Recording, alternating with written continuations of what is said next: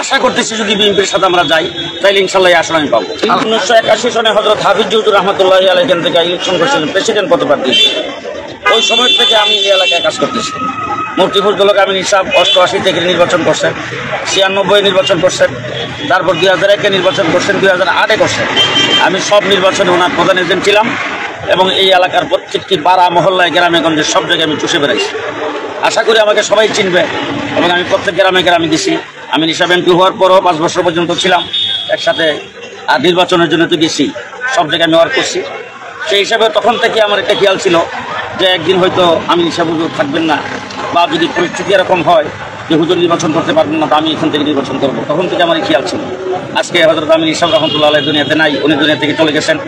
আমি এখান থেকে নির্বাচন করার জন্যে এদেশের উলামায়ে কেরাম এবং ব্রাহ্মণবাড়িয়া, আপনারা জানেন 2021 সালে 16 জন এখানে শাহাদাত বরণ করছে, 2001-এ 6 জন শাহাদাত বরণ করছে, 2016-তে একজনকে ব্রাহ্মণবাড়িয়ার মাদ্রাসা ছাদের উপর একজন হাফেজ মাসুদকে ফেলে দিয়া মেরে ফেলছেন। এই যে রক্ত, এই রক্তের উপর তারাই আজকে অন্তর্বর্তীকালীন সরকার এবং এই শেখ হাসিনার ফটো। আমরা এই দেশে উলামায়ে কেরাম দেশ গঠনে আন্দোলন সংগ্রামে জীবন ছিলাম, দেশ গঠনে আসি, ইনশাল্লাহ শেষ পর্যন্ত থাকবো। আপনারা জানেন যে উলামায়ে কেরাম 4 দলীয় জোটে ছিল, 20 দলীয় জোটে ছিল। 2018 সালে আমি এক্ষেত্রে নির্বাচন করতে চেয়েছিলাম, 20 দলীয় জোট আমাকে এখান থেকে নমিনেশন দিতে চাইছিলেন।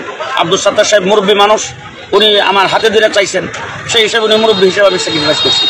এখন আমরা ইনশাল্লাহ জমিয়ত উলামা ইসলাম, আমরা আগামী 18 তারিখে আমাদের আমেলার মিটিং আছে, সেই মিটিংয়ের মধ্যে আমরা সিদ্ধান্ত নেব আমরা কোন জোটে যাব।